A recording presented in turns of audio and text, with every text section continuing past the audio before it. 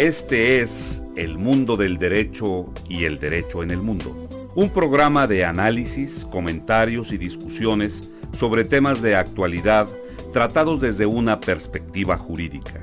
Y ahora con ustedes, el doctor Carlos Gabuardi. Bienvenidos a su programa El Mundo del Derecho y el Derecho en el Mundo. Continuando con esta serie de entrevistas respecto a las personas que se están postulando a diversos cargos en esta elección judicial, en esta ocasión tengo el gusto de recibir en estos micrófonos a la maestra Jazmín Bonilla, quien es candidata al cargo de ministra de la Suprema Corte de Justicia de la Nación. Jazmín es una persona extraordinariamente dotada desde una perspectiva intelectual. Ella ingresó a la Universidad Panamericana con una beca de excelencia y esta excelencia ha sido una de las características que la ha ido determinando. Posteriormente, también con una beca, hizo una maestría sobre democracia constitucional y derechos humanos en el Flaxo, en la Facultad Latinoamericana de Ciencias Sociales, y actualmente es doctoranda de la Universidad Panamericana, en donde está escribiendo sobre la jurisprudencia mexicana. Desde el punto de vista profesional, ella tiene una larga carrera dentro del Poder Judicial. Comenzó como oficial administrativo en un juzgado de distrito y posteriormente ocupado el cargo de secretaria de juzgado de distrito. Ha sido secretaria de diversos tribunales colegiados de circuito y posteriormente se anexó a la Corte trabajando como secretaria de Estudio y Cuenta, primero de la ponencia del ministro Lainez, y actualmente es la secretaria de Acuerdos de la segunda sala, cuando en realidad ella ya ha obtenido el cargo de magistrada de circuito a partir del sistema de concursos actualmente vigente, pero el Consejo de la Judicatura la comisionó para trabajar en la Suprema Corte de Justicia de la Nación. Jazmín, muchas gracias por haber aceptado la invitación para compartir conmigo estos micrófonos. Y quizá la primera pregunta, la pregunta obligada es: ¿qué fue lo que te llevó? ¿Cuáles son los motivos que te han llevado a postularte para ministra de la Suprema Corte de Justicia de la Nación en esta elección resultado de la reforma judicial? Muchísimas gracias, Carlos, por la invitación y gracias por esta importante pregunta.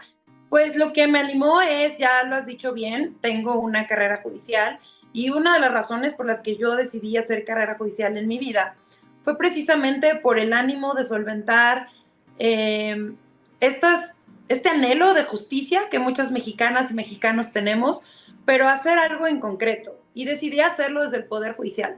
Yo te puedo decir, sin temor a equivocarme, que desde que inicié mi carrera judicial lo hice con el ánimo de convertirme en una de las ministras de carrera judicial, de manera que estoy participando en este proceso, persiguiendo y concretando un sueño y un plan de vida que me tejí con el solo ánimo de hacer justicia en este país y hacer de México un país mejor, que es la manera más fácil en la que puedo decírtelo y la más honesta.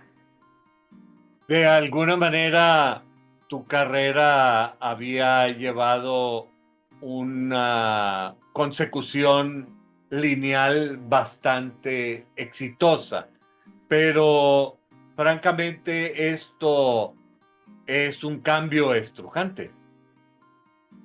Así es. Sin embargo, hay algo que es importante aclarar. El cargo de ministra y de ministro anteriormente a la norma vigente no se elegía por exámenes de oposición. El cargo anteriormente se elegía a través de una terna de la Presidencia de la República y una votación de 2/3 partes del Senado presente.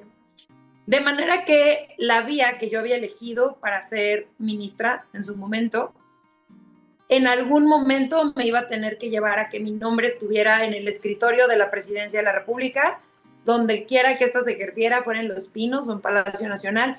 Y yo no tengo conocidos políticos, ni he pertenecido a un partido político, ni he militado en ningún partido político, de manera que estaba consciente de lo difícil que iba a ser para mí llegar a un escritorio en Los Pinos. Así que, pese a ser una persona de carrera judicial y que estoy convencida de lo valioso que es la carrera judicial, decidí participar en este proceso para ser ministra, porque finalmente el cargo de ministro ni siquiera exigía antes el ser de carrera. Yo lo había decidido convencida y sigo convencida de que debe haber, en este enriquecimiento plural de debate en un tribunal constitucional, debe haber personas de carrera judicial que sepan operar el poder judicial desde adentro, que sepamos cuáles son las necesidades de la Suprema Corte desde adentro y que además sepamos cuál es la importancia de la labor de hacer una sentencia y resolver un juicio. Pero lo cierto es que en Radio Pasillo se comentaba que había ciertas reglas no escritas con respecto a la posibilidad de el Poder Judicial proponer sus propios candidatos, y con tiempo las personas podían ir armando ciertas redes de apoyo, unas ciertas redes de apoyo que implicaban, uno, la posibilidad de llegar justamente al escritorio del presidente de la República para que éste te postulara al Senado, pero en cualquier caso, si tú tenías una carrera judicial y no llegabas a la designación de ministra en el sistema que estuvo vigente hasta septiembre del 2024, lo cierto es que conservabas tu carrera y ahora parece que este no es el caso. Sí, esto es un cambio principal y fundamental. Estoy optando por hacer esto, te decía, porque es algo que siempre quise, porque estoy convencida de que en este nuevo perfil de la Suprema Corte y particularmente con la forma en la que quedó regulada sin las salas de la Suprema Corte, hace falta experiencia judicial y no solo experiencia, sino en mi caso, que conozco perfectamente la Suprema Corte desde su interior, no solo como proyectista, sino que como secretaria de acuerdos de la segunda sala he tenido oportunidad de ver dónde están detenidos los trámites de la Corte, dónde está lo más obsoleto, las prácticas que se tienen que eliminar, primero para que los expedientes estén integrados adecuadamente y en tiempo rápido, eliminando prácticas obsoletas, y además la resolución de los juicios que sea rápida. Y esta es la visión que quiero aportar a la Suprema Corte. La realidad es que este es el nuevo método a elegir. Claro que tenía yo una estrategia diseñada conforme al sistema interior para que, como tú lo dices, sin apoyos políticos pudiera yo llegar a la presidencia de la República como una destacada juzgadora, como una destacada jurista, que no solo emite buenas sentencias, sino que da resultados de justicia rápida y efectiva. Tenía yo un modelo y una trayectoria diseñada, un plan para conseguir ser ministra de esa manera. Y iba muy bien, porque además en mi trayectoria está limpia, he demostrado imparcialidad, independencia y además acciones y resultados concretos en todos los cargos que he ejercido, y hacia allá iba mi trayectoria, pero la realidad de las cosas es que no quiero decir que esa trayectoria se truncó, sino que todos esos elementos que yo había trabajado, quiero que ahora se conviertan en mi fortaleza para demostrarle a la ciudadanía que soy una buena candidata para ejercer este cargo. Si una crítica hubiera que hacer a la reforma judicial en general, entre muchas, y quizá haya libros que se lleguen a escribir sobre este tema, pero un punto muy grave es que prácticamente no se ha considerado la manera de conservar la memoria institucional. Y la Corte tiene su historia, tiene un bagaje que la enriquece y que forma parte de la tradición jurídica mexicana. Y en ese sentido me parece muy importante que gente como tú se haya postulado para ocupar estos importantes cargos. Y quisiera que me dieras tu impresión desde la perspectiva justamente de quien conoce el funcionamiento y la operación de la Corte desde adentro. Mira, en relación con el inicio de tu pregunta, que es una de las críticas que se puede hacer respecto a esta reforma, más allá de muchas cosas que se han dicho y que están saliendo a la luz en estos días, una de las que yo, más que llamarle crítica, yo le voy a llamar que es una de mis grandes preocupaciones como persona que está al interior de la Suprema Corte, y es que a partir del 1 de septiembre de este año, la Corte, en lugar de funcionar a través de dos órganos, que era el Pleno y las salas, a partir de septiembre la Corte va a funcionar exclusivamente en Pleno. ¿Y qué quiere decir esto? Y a lo mejor la ciudadanía no está tan familiarizada con este aspecto y muchos miembros de la abogacía tampoco. Actualmente, todavía en estos días, la mayor cantidad de juicios que llegan a la Suprema Corte son los juicios de amparo. Que los juicios de amparo son los juicios que tienen que ver directamente con los derechos de la ciudadanía. Derecho al agua, derecho a la salud, derecho a la libertad de tránsito, libertad de expresión, libertad de circulación, libertad personal, acceso a medicinas, todos los derechos que la ciudadanía se puede imaginar se controlan a través del juicio de amparo cuando una autoridad no los está respetando. La realidad de las cosas es que todos los juicios de amparo, si no es que el 99.5% de los juicios de amparo que llegan a la Corte, son resueltos en las salas. Y permíteme darte algunos números, que los números no mienten y los números son muy claros y objetivos para transmitir la idea que quiero transmitir. Tan solo en 2024, que es el año más próximo a este que estamos viviendo, la Suprema Corte tuvo un total de 4.888 asuntos. De esos 4.888 asuntos, 650 más o menos, aproximadamente 650, un poquito más, son los que quedaron pendientes de resolución. Tan solo 245 asuntos fueron los que el Pleno, que antes era de 11 ministros y ministras, pudo resolver a través de las sesiones. El Pleno sesiona actualmente lunes, martes y jueves. El resto de los asuntos, o sea, quitando estos 245 más estos 650 aproximados que te digo, se fueron a las salas. De estos 3.500 asuntos, el 92% de sus asuntos la segunda sala los resolvió y el 73% más o menos, entre el 70 y el 73%, los pudo resolver la primera sala. ¿Qué quiere decir esto? Que en tan solo un día a la semana que sesionan las salas, que son los días miércoles, las salas sacaban un aproximado de 80 asuntos entre las dos salas. 40 a la primera sala, 40 a la segunda sala, y el Pleno solo 5. Siendo muy generosa, en promedio el Pleno solo saca 5 asuntos. Al desaparecer las salas, el Pleno va a tener que sacar por lo menos, cuando me refiero a sacar, me refiero a resolver. A resolver, claro, por lo menos estos 85 asuntos que se resolvían semanalmente, para que por lo menos los números se mantengan igual. Si el Pleno no es suficiente para sacar 85 asuntos a la semana, es decir, resolver 85 juicios, la Suprema Corte va a empezar a rezagarse.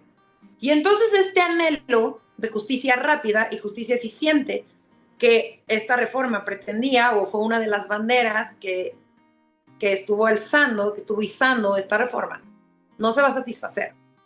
Y siendo muy crítica y objetiva desde el interior de la Corte, yo te puedo asegurar que con la dinámica que existe actualmente en el Pleno, va a ser imposible que por lo menos un Pleno nuevo resuelva 85 asuntos a la semana. ¿Por qué?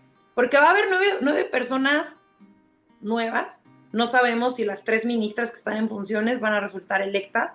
De manera que va a haber 9 personas completamente nuevas en la Suprema Corte, que no están familiarizadas con los procesos de la Corte, que no están familiarizadas con las dinámicas del Pleno, que no conocen la normativa interna de la Suprema Corte, ni los procesos de integración de los expedientes, y que además son 9 personas que cada una va a tener su curva de aprendizaje, que no sabemos cuál va a ser la curva de aprendizaje de cada quien y en cuánto tiempo va a terminar de aprender estos procesos.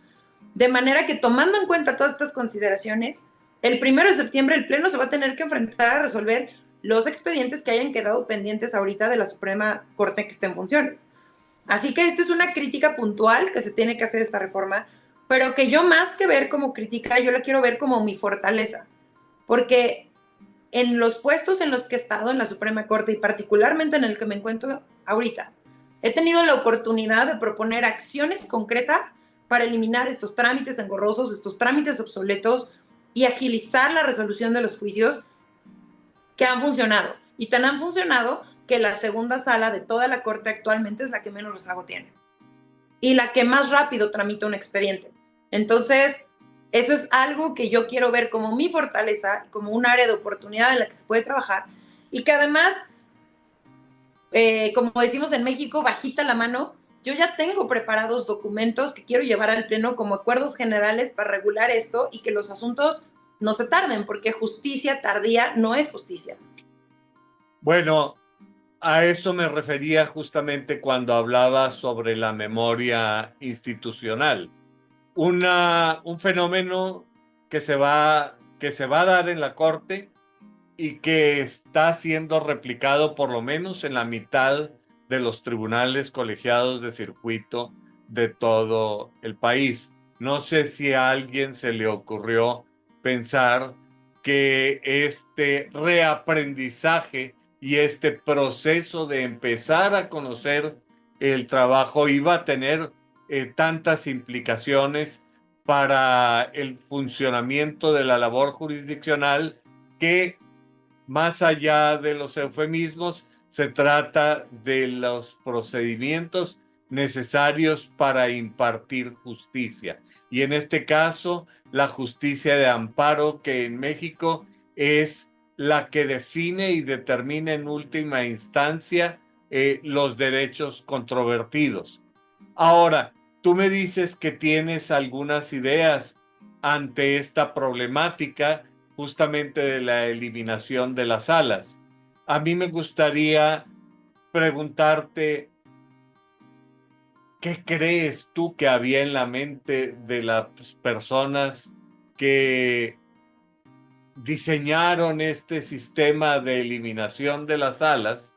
Y luego, a mí me gustaría que me comentaras en qué consisten estas ideas para el mejor funcionamiento de la Corte. Pues es muy difícil intentar meterse en la cabeza de las personas que diseñaron esta reforma, que la propusieron como iniciativa y que finalmente la discutieron en el Congreso de la Unión. Puedo hablar un poco de lo que se dijo en medios de comunicación, que es que había un reclamo porque las sesiones de la segunda sala no son públicas y únicamente se recaba el voto y la discusión de los asuntos ocurre en privada, en realidad no en la sesión previa, como se conoce en la Corte.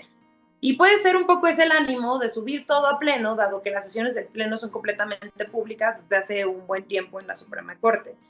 Pero esto es meramente especulación y te lo estoy diciendo en razón de lo que yo escuché en los medios de comunicación, porque pues yo no tuve oportunidad de platicar con los legisladores y las legisladoras sobre cuál era el propósito de la extinción de las salas.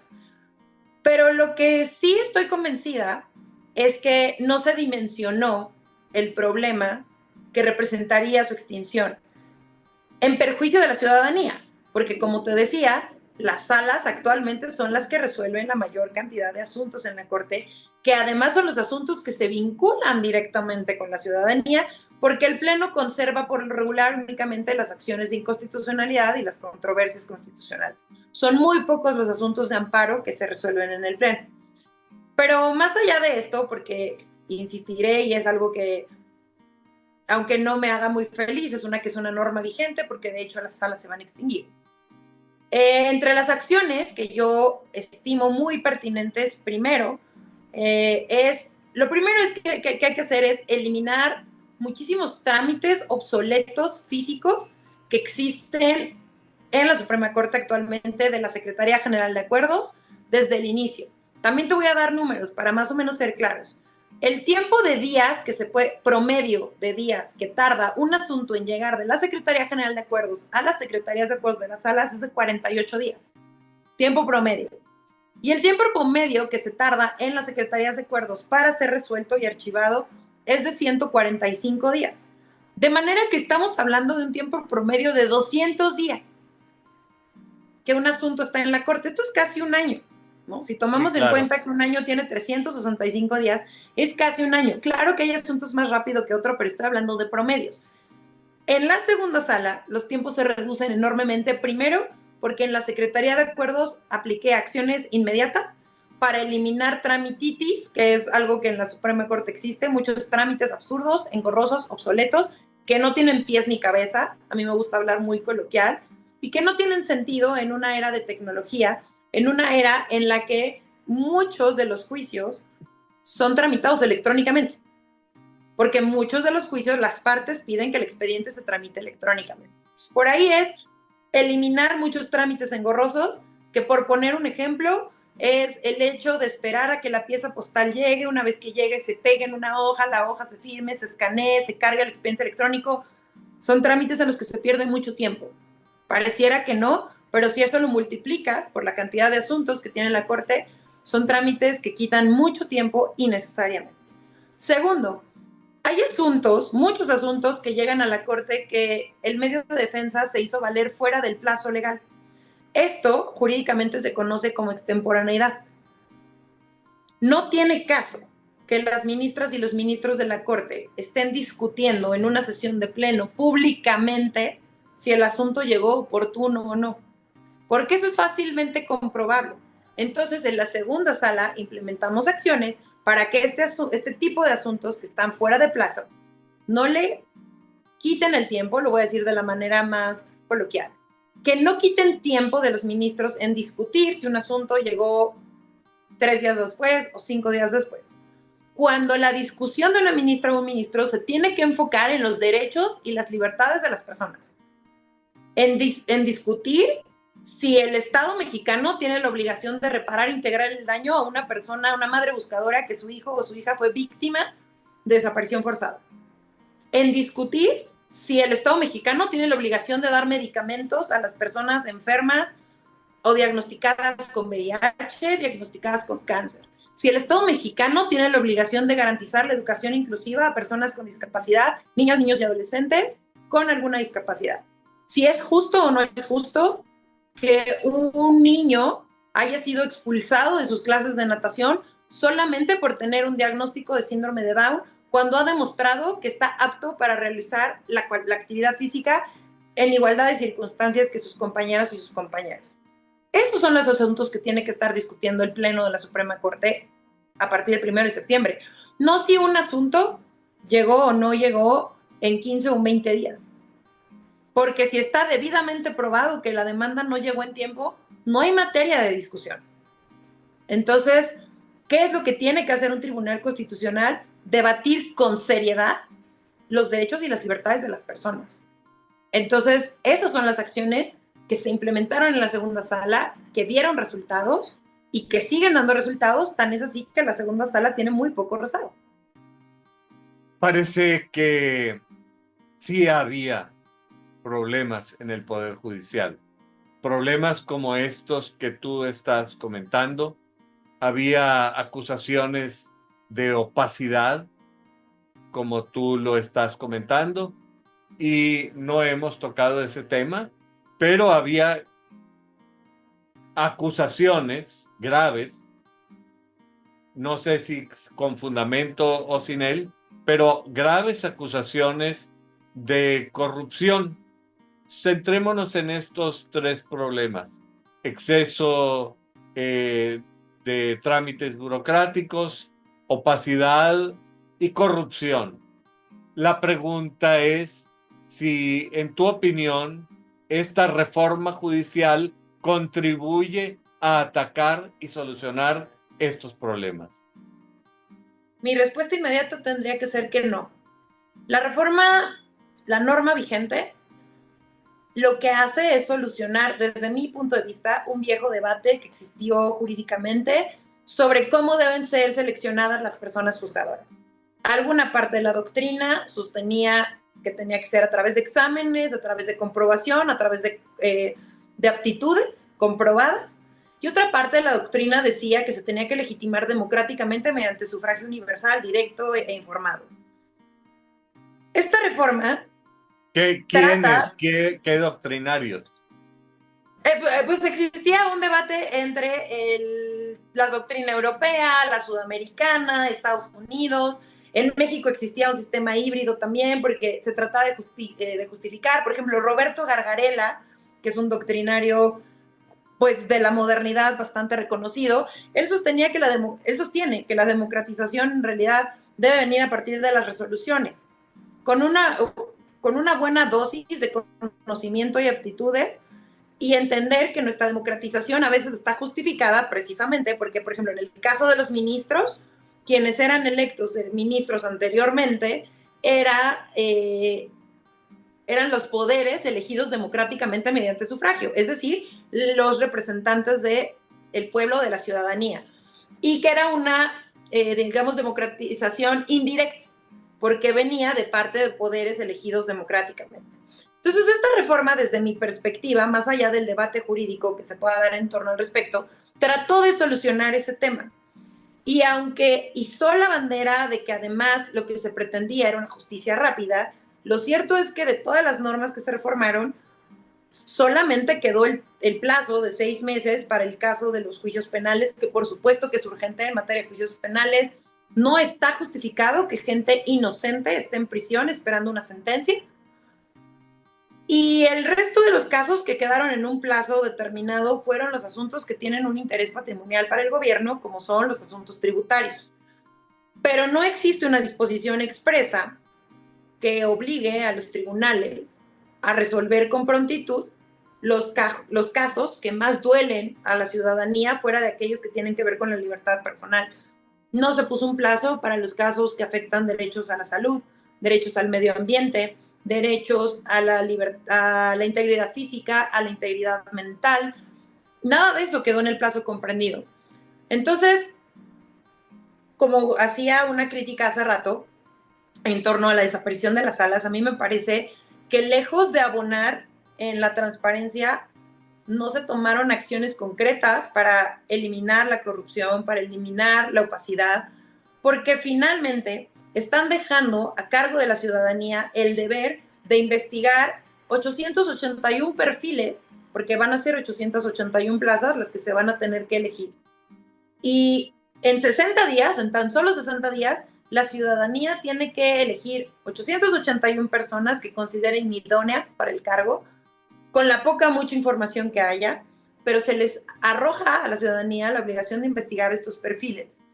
Y recientemente están saliendo a la luz casos de perfiles que pudieran no estar relacionadas o no que puede ser que no estén o estén dadas de alta en el registro de deudores alimentarios, por ejemplo.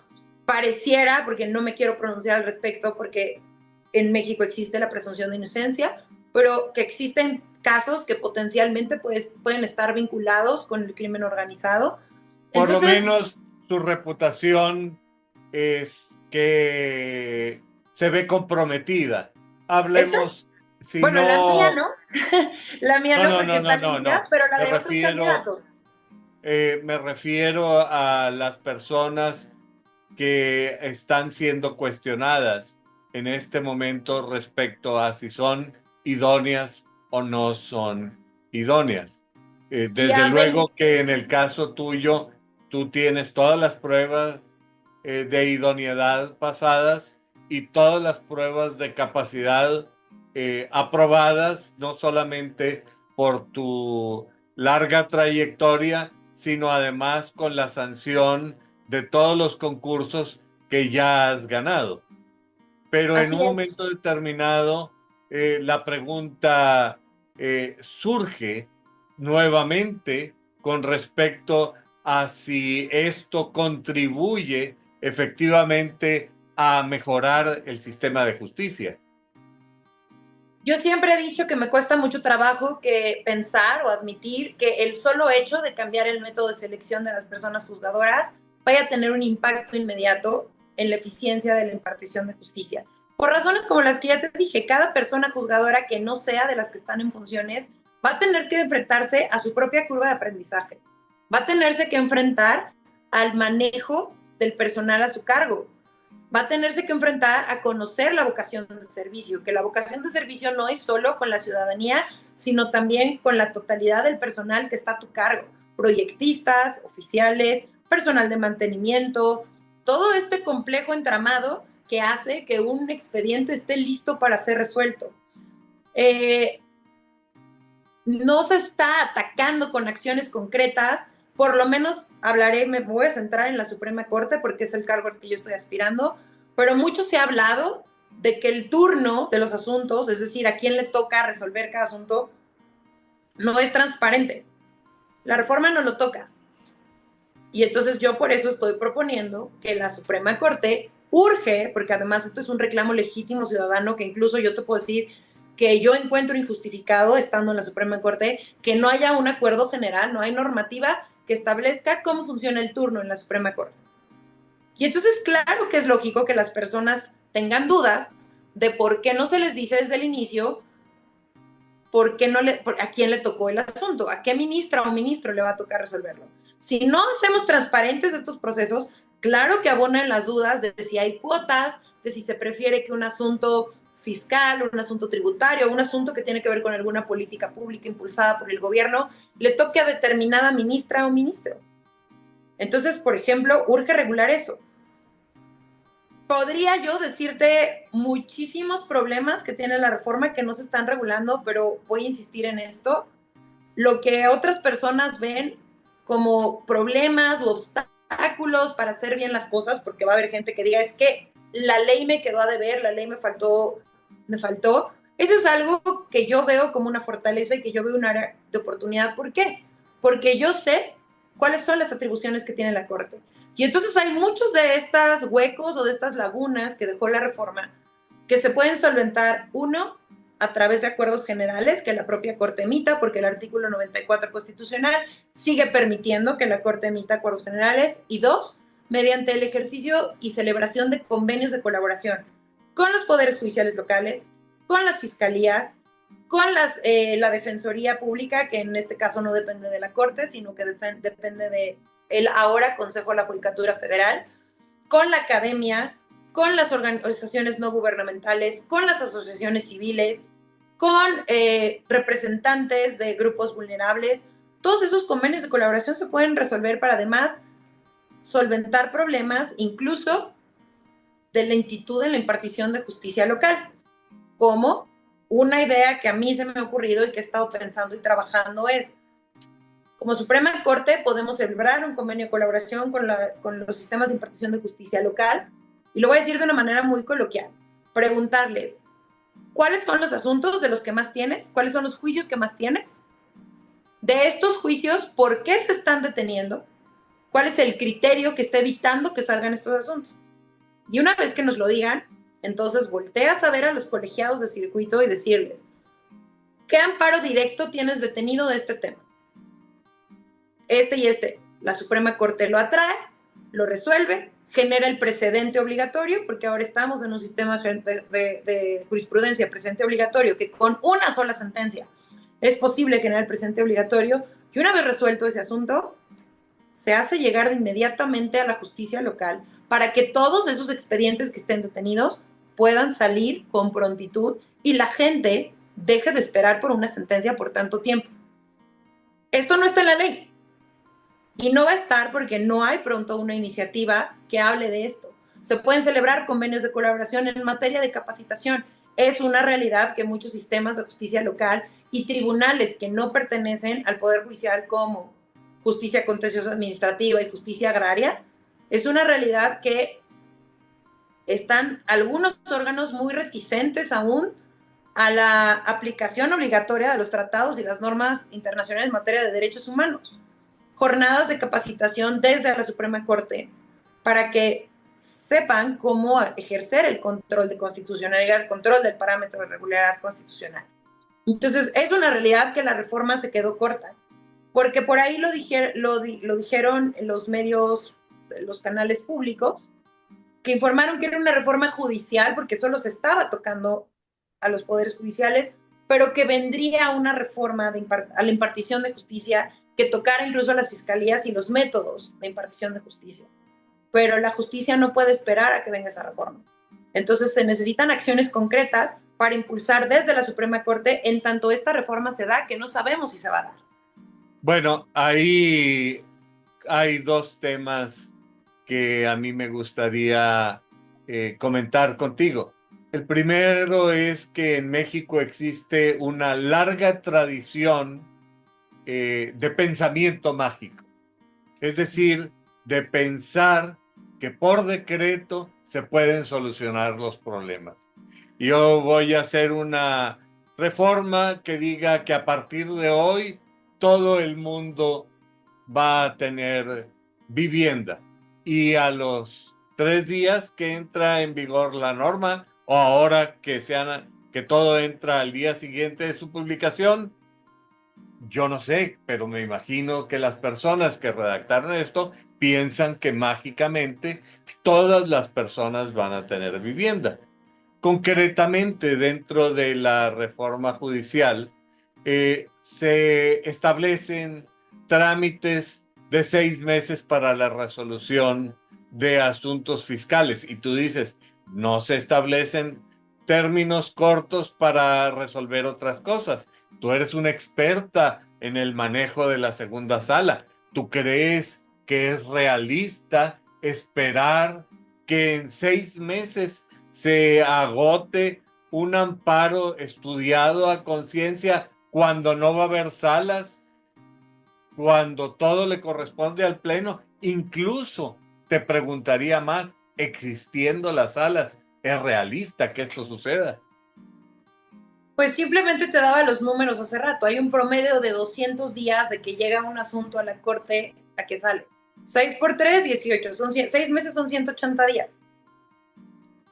Conforme a los mecanismos actuales que tiene la Corte, es imposible que esto suceda en la mayoría de los asuntos. ¿Por qué? Porque para poder resolver un caso, un juicio, primero necesitas que el expediente esté completamente, yo le llamo armado, como si fuera un rompecabezas.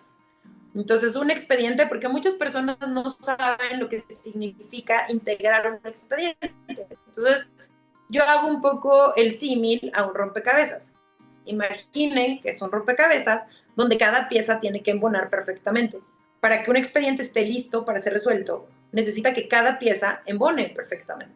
Y esas piezas son las que constituyen el trámite del expediente. Entonces, si el trámite del expediente se tarda 2 meses, hay que hacer el proyecto, hay que estudiar las constancias, hay que escuchar a las partes, hay que recabar las pruebas juntas al mismo tiempo, hay que buscar las normas jurídicas que te van a servir.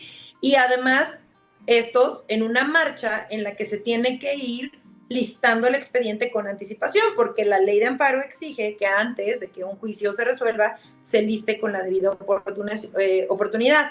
Y antes de que se liste, por supuesto, se tiene que repartir entre las ministras y los ministros para que sea debidamente estudiado con oportunidad y conciencia, que es el nivel de debate que se espera de un tribunal constitucional.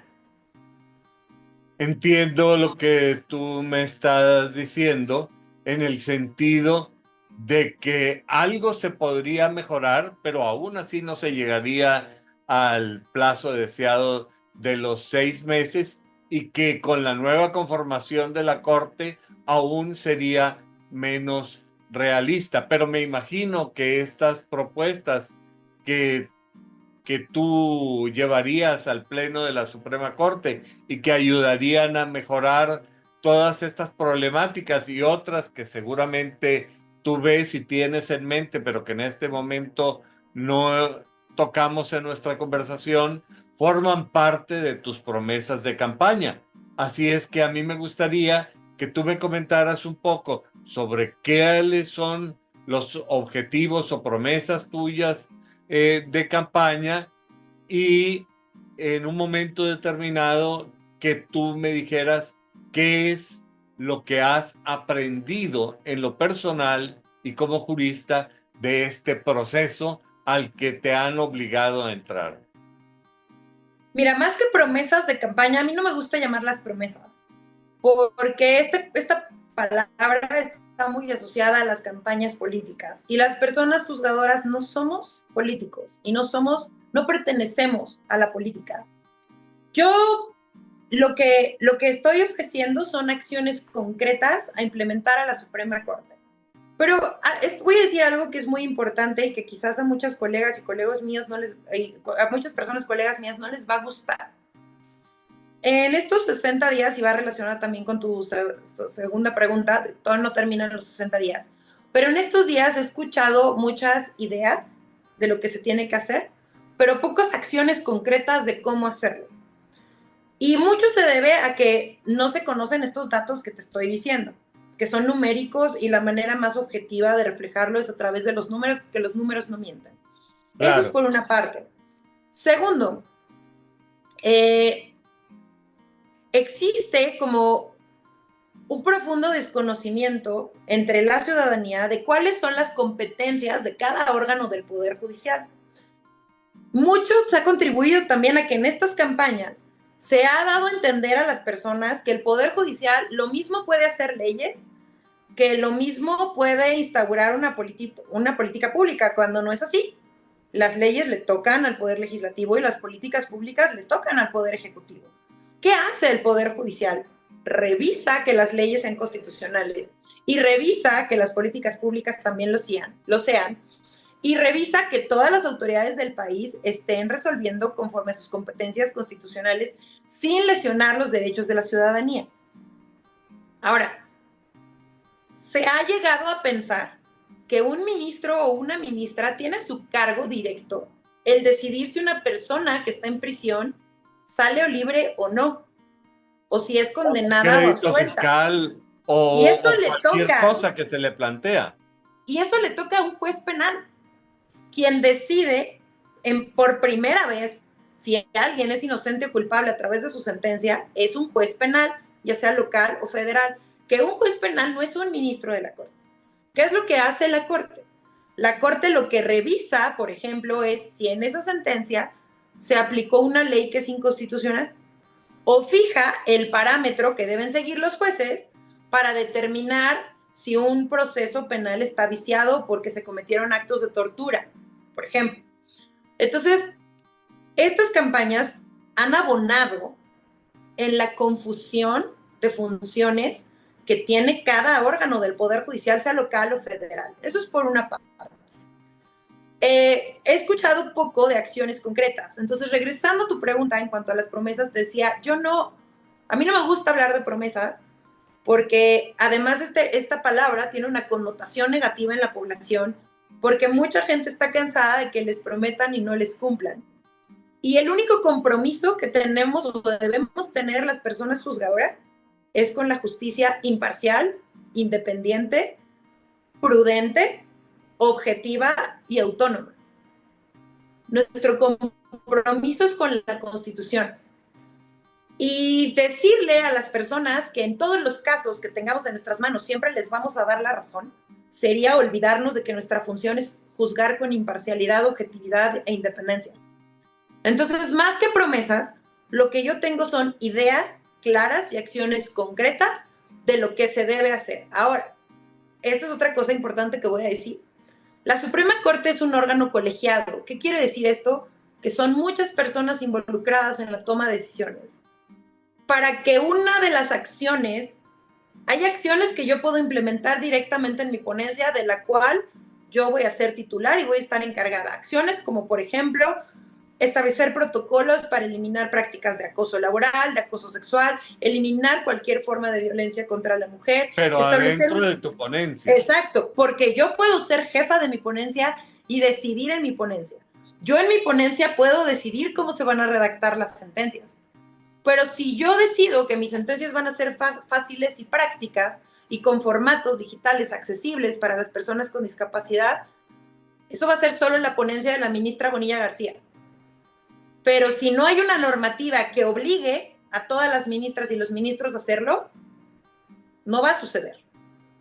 Entonces también hay que aclarar que todas estas acciones se tienen que trabajar en conjunto por toda la totalidad de ministras y ministros, y en conjunto tenemos que asumir el compromiso de que esto sea un plan de trabajo y de acción de toda la Suprema Corte, porque yo acciones tengo muchas y hay muchas que puedo implementar en mi ponencia, pero hay otras que si llego a ser la presidenta de la Corte porque la cantidad de votos me favorece a mí, podré implementarlas en consenso con mis compañeras y compañeros. Si no llego a ser ministra presidenta en la primera temporalidad, yo con todo el amor y toda la humildad del mundo me acercaré a quien tenga la presidencia a presentarle estas propuestas y a estos acuerdos generales que yo ya tengo redactados, porque es en beneficio de la institución. Pero eso también tiene que quedar muy claro, porque tampoco se ha dicho mucho de que hay muchas acciones que requieren el consenso de la totalidad de ministras y ministros. Y para que el consenso se dé, también se necesita humildad de reconocer que la propuesta, no necesito el reconocimiento de que la propuesta era mío, lo que se necesita es trabajar en conjunto para que la Corte funcione como debe funcionar en favor de la ciudadanía. Pero yo agregaría un poco más. Todo eso que tú estás diciendo son protocolos y normativa prescriptiva respecto al funcionamiento y operación de las ponencias, pero aún así las decisiones que se toman en la Corte, en las salas, que ya no existirán, pero mucho más en el Pleno, nunca son decisiones individuales de un ministro o ministra en particular, sino que siempre son decisiones colegiadas en donde el ministro ponente se ve con la carga de argumentar y de obtener el voto favorable de sus compañeros, de sus colegas, que pueden o no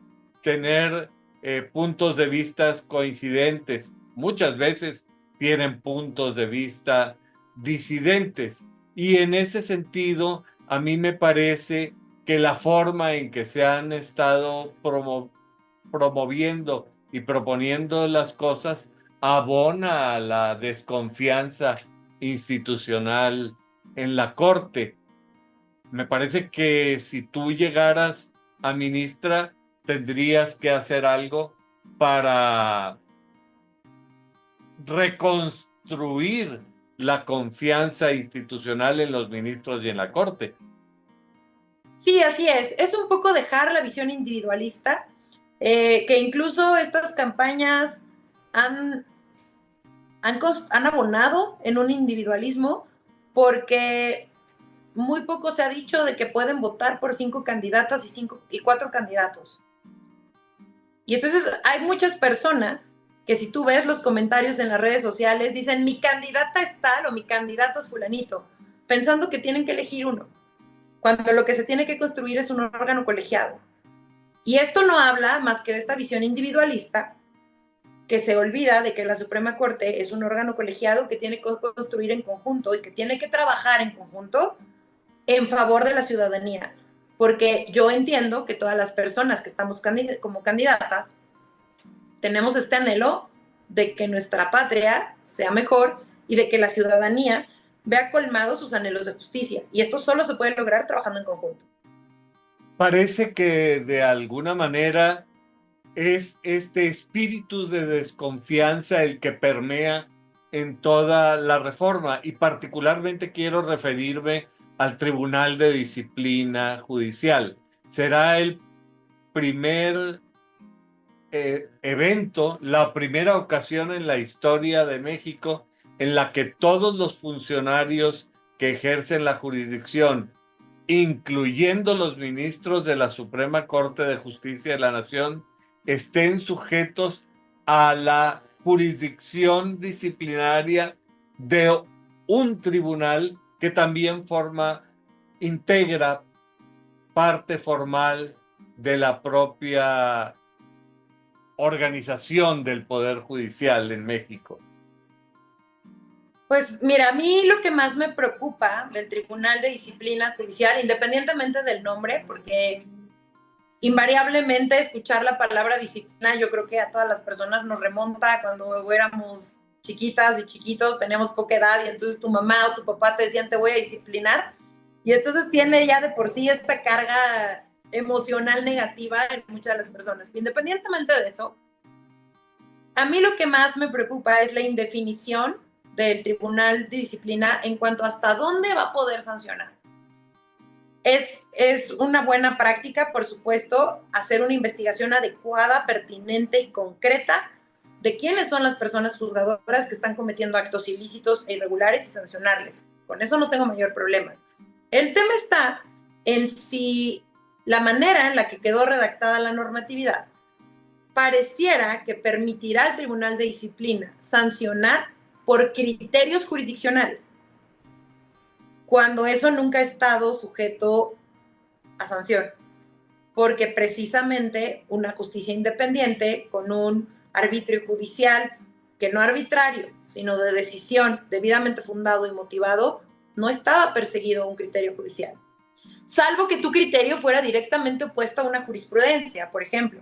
Pero entonces lo que se sanciona es que estás ignorando la ley, que estás ignorando lo que ya es norma obligatoria.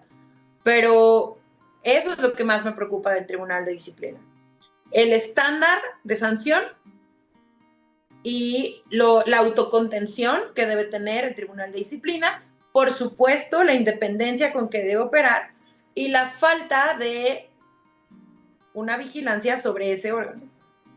Más que los procedimientos que ya existen de responsabilidad administrativa, política, civil, penal. Sí, nuevamente podríamos volver a qué pasaba en los escritorios en donde se escribió esta reforma judicial. Tú me dices que no conocías ni formaste parte de los comités de legisladores. Yo te diría que en la historia de este país los legisladores poco legislan y es muy bien conocido que todo se prepara en las oficinas del Ejecutivo y que los legisladores prácticamente se dedican a aprobar o desaprobar lo que les envían desde las oficinas del Ejecutivo. Casos dramáticos ha habido de cosas aprobadas al vapor a las 5 de la mañana, pero eso forma parte de la historia y está documentado y habrá quien lo llegue a analizar en el futuro. Pero sobre este caso, lo que yo veo es un potencial conflicto de poder entre quien ejerza la presidencia de la Suprema Corte y quien ejerza la presidencia del Tribunal de Disciplina Administrativa, que además en su diseño parece que también ignoró que los ministros con frecuencia no se ponen de acuerdo entre sí y tienen opiniones distintas sobre un mismo tema. Así es, Carlos, pero pues bueno, será la experiencia y la práctica la que lamentablemente va a tener que hacer la debida regulación sobre este tema. Pero tú me dices que tienes ideas y a mí me gustaría saber, porque tú esto ya lo tienes visualizado y cómo piensas enfrentarlo. A mí me parece que una persona con tu formación, tu talento y tu experiencia tiene mucho que contribuir con conocimiento de causa. Pues lo primero que se tiene que hacer es fomentar el diálogo abierto tanto con los legisladores para que haya una adecuada regulación en materia del Tribunal de Disciplina, como con las personas que quedan de integrantes en el Tribunal de Disciplina, y no solo ministras, ministros y Tribunal de Disciplina, sino también el órgano de administración de justicia. Actualmente existe un comité de transición en el Poder Judicial de la Federación que tiene que empezar a fomentar este diálogo Y la realidad de las cosas es que es mucho apelar a la ciudadanía a que procuren lo mejor que puedan informarse de los perfiles de las personas que van a llegar a esos cargos, que nos estamos postulando a estos importantísimos cargos, tanto del Tribunal de Disciplina como de la Suprema Corte, para que en sus hallazgos, esto es lo más difícil de encontrar, pero que seamos personas que tengamos una trayectoria con una ética que nos respalde, con una independencia que nos respalde y, en términos coloquiales, con una trayectoria limpia, apartidista y de rectitud en nuestro actuar. Y en ese sentido, tú además me hablabas de la celebración de convenios con otros órganos. ¿Quieres ampliarme este tema, por favor? Pues ya te daba noticia de un convenio de colaboración con los poderes judiciales locales para poder facilitarles la resolución de sus asuntos. Convenios de colaboración también te decían con las fiscalías y los poderes y otros tribunales ajenos al Poder Judicial en materia de capacitación. Un convenio de colaboración con la Defensoría Pública para aprovechar los insumos que tiene la Suprema Corte, como son las casas de la cultura jurídica, para que en estas casas de la cultura jurídica, en los que la población ya tiene confianza porque se acercan a tomar cursos, se instale una suerte de mesas para fomentar la cultura de prevención del juicio. A mí me parece que se debe reencauzar las defensorías para evitar los juicios. La cantidad de asuntos que tenemos es porque hay demasiados juicios. Pero si tú previenes, si generas una cultura de prevención, ¿cómo? Asesorando a la persona que va a ir a pedir su pensión, asesorando a la persona que va a abrir un contrato de seguros, una cuenta bancaria, asesorando a la persona que se va a celebrar un contrato de compraventa, un contrato de arrendamiento. Si reciben apoyo jurídico idóneo antes de la celebración del acto jurídico, se pueden evitar muchos juicios. Entonces se pueden aprovechar los insumos que ya tiene la Corte, como son las casas de la cultura, haciendo un convenio de colaboración con la Defensoría, para que a través de las abogadas y los abogados de la propia Suprema Corte, que hay una gran cantidad de personal, que además también es preocupante, ¿qué va a pasar con este personal? Si se va a tener que ir, si se le va a despedir o no. A mí me parece que se deben aprovechar el capital humano que ya tenemos y se puede aprovechar de esta manera, generando una cultura de prevención del litigio, de prevención del juicio, que a largo plazo, porque esto por supuesto que no va a ser a corto plazo, a largo plazo va a favorecer en la menor cantidad de asuntos que lleguen tanto a los poderes judiciales locales como al Poder Judicial Federal, por ejemplo. Sí, a mí me parece muy importante esto que tú estás diciendo, en particular sobre las casas de la cultura jurídica, que en mi opinión es una de las más grandes contribuciones del Poder Judicial Federal mexicano al desarrollo de la juridicidad en México, y creo que no existe ningún precedente en el mundo de estos esfuerzos. Además, el Poder Judicial de la Federación ha creado una serie de centros e institutos para el fortalecimiento del orden jurídico en materia constitucional, en materia de derechos humanos y en materia de difusión de estos criterios hacia la mayoría de la población. Sin embargo, tú llegarás a una Suprema Corte de Justicia de la Nación que ya no tiene fideicomisos, cuyo presupuesto será sumamente reducido, y la pregunta es, ¿y todo esto, en tu opinión, podrá seguir siendo viable? ¿Continuará? Tendrá que eficientarse los recursos humanos que ya tenemos. Lo que te decía, no hay necesidad de despedir a las personas porque los recursos humanos tienen su nómina asegurada, entonces hay que aprovecharla.